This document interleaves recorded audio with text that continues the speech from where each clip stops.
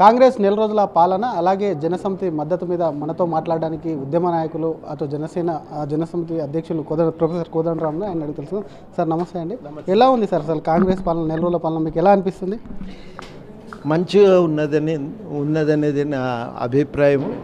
ఎందుకంటున్నానంటే ఇప్పుడు స్వేచ్ఛగా ఉన్నాం, ఒక భయోత్పాతం అనేది లేదు, ఒక పీడన లేదు, ఒక నిఘా నీడలో బతికినాం, అది లేదు ఇప్పుడు. అది ఇలా కారణంగా ఇది బాగుంది అని చెప్పి అంటున్నాం. స్వేచ్ఛగా ఉన్నారు మనుషులు, నెత్తిమీదికెళ్ళో బరువు దిగిపోయినట్టుంది అనే అభిప్రాయంతో ఉన్నారు. రెండోది ఏంటంటే కొంచెం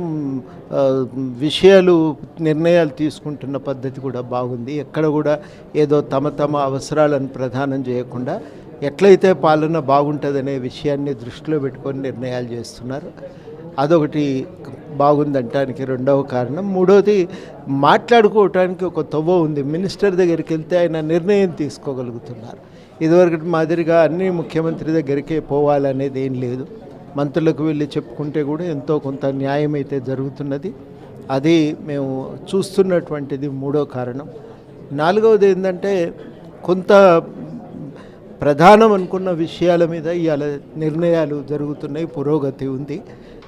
ఏ విషయాల కోసమైతే కాంగ్రెస్ను మద్దతిచ్చి బీఆర్ఎస్ను వ్యతిరేకించినరో, నిరుద్యోగ సమస్య ఇట్లాంటి వాటిపైన ఒక చర్చ ఉంది, పురోగతి ఉంది, నిర్ణయాలు వేగంగా జరుగుతున్నాయి. ఈ కారణాల చేత అది బాగుందనే అభిప్రాయపడుతుంది. కానీ ధరణిని అటు పాతాళంలో తొక్కేస్తాం, ఒకవైపు సముద్రంలో కలిపేస్తామన్నారు. కానీ ఇప్పుడు ధరణికి సంబంధించినటువంటి సమస్యలను పరిష్కరిస్తామంటారు. దాని మీద కొంచెం వ్యతిరేకత వస్తుంది. దాన్ని ఎట్లా చూస్తారు?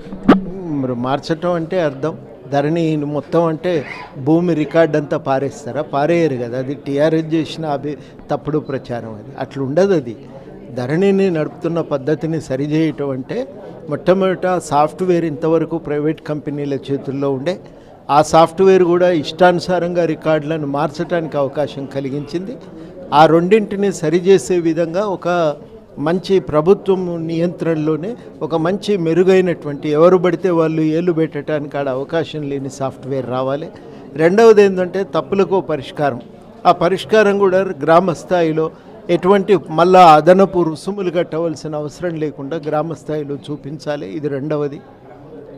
మూడవది ఏంటంటే ఇప్పటికీ ఎవరైతే నష్టాలు జరిగిపోయి ఉన్నాయో, ఏవైతే భూమి రికార్డులు గందరగోళాలు జరిగినాయో వాటిని సరిచేసి బాధ్యులైనటువంటి వాళ్ళపై చర్యలు తీసుకోవాలి. రికార్డుల్లో దొరికిన తప్పులకు కూడా ఒక మెరుగైనటువంటి పరిష్కార వ్యవస్థ అనేది రావాలి.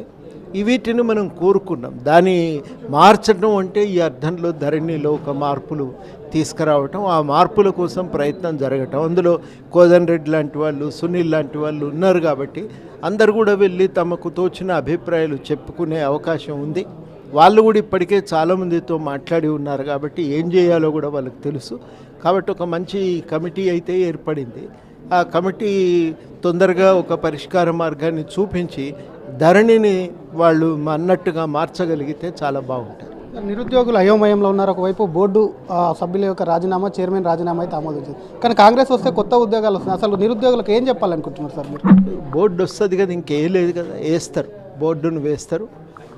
బోర్డును వేసిన తర్వాత నోటిఫికేషన్లు ఉన్న వాటిని ఎట్లా కొనసాగించాలి, కొత్తవి ఎట్లా విడుదల చేయాలనేది బోర్డు నిర్ణయం చేస్తుంది. అది బోర్డుకున్నటువంటి అధికారం. అది ఇక మిగతా విషయాల్లో ఉద్యోగాలను పెంచాలి అవన్నీ ప్రభుత్వం చేయవలసి ఉంటుంది నిర్ణయం. ఆ విషయాల మీద ప్రభుత్వం కూడా నిర్ణయం చేయాలి. నిరుద్యోగులకు ఏం చేస్తారు సార్? వాళ్ళకి అసలు నిరుత్సాహంగా ఉన్నారు, భయాందోళన ఉన్నారు. ఎప్పుడు ఉద్యోగాలు వస్తాయి? వాళ్ళకు చాలా భయంలో ఉన్నారు. ఒకటే మేము హామీ ఇచ్చేది ఏంటంటే అనుకున్న విధంగా మార్పులు జరుగుతాయి. మనం అనుకున్న విధంగా నోటిఫికేషన్లు కూడా వస్తాయి. మేము మీ వెంట ఉన్నాం. మీకు న్యాయం చేకూర్చేటువంటి లక్ష్యంతోనే ఇదివరకు ఒకసారి ముఖ్యమంత్రి గారిని కలిసినాం. అవసరమైతే మళ్ళీ కూడా కలిసి న్యాయం చేకూరుస్తామని హామీ ఇస్తాం. ఇన్నాళ్ళు ఉద్యమ నాయకులు ఉన్న మీరు చట్టసభల్లో తొందరలోనే అడుగుపెట్టబోతున్నట్టు, ఎమ్మెల్సీ ఇచ్చి మంత్రి కూడా కాబోతున్నారు అని చెప్పి ఒక చర్చ అయితే జరుగుతుంది. నిజంగా మీ దానికి వచ్చిందా సార్ ఆ చర్చ? ఎమ్మెల్సీ అవుతారన్నది అయితే టీవీలనే వచ్చాయి కదా, తాటిక ఎంత అక్షరాలతో వచ్చింది, స్వయంగా ముఖ్యమంత్రి చెప్పిండు కాబట్టి అది వచ్చింది. అది సమాచారం. మిగతా ఇవన్నీ కూడా ఇప్పుడు బయట జరుగుతున్న చర్చ అని అనిపిస్తున్నది. అది ఏదైనా అధికారికమైనటువంటి ప్రకటన అయితే కాదు. అంటే మీకు ఎమ్మెల్సీతో పాటు మంత్రి పదవితో పాటు ఇతర నాయకులకు ఏమైనా పదవులు ఆశించే ఎమ్మెల్సీ ఇంకా ఏమన్నా అడిగే అవకాశం ఉందా? ఉన్నాయి కదా, మేము అడిగింది 2 ఎమ్మెల్సీలు, తర్వాత కొన్ని ఇవి కార్పొరేషన్లు, జిల్లా స్థాయి పదవులు అవి అడిగినాము. అవి చూస్తున్నాం తప్పకుండా అవకాశాల కోసం. పార్లమెంట్ ఎన్నికల్లో కాంగ్రెస్కు మద్దతు ఉంటుందా ఇది కంటిన్యూ అనేది ఆలోచన ఇంకా అది తప్పకుండా అదే తోవలో పోతాంగానే ఒకసారి మేము మళ్ళీ కమిటీలో అనుకున్నాక ప్రకటిస్తాం.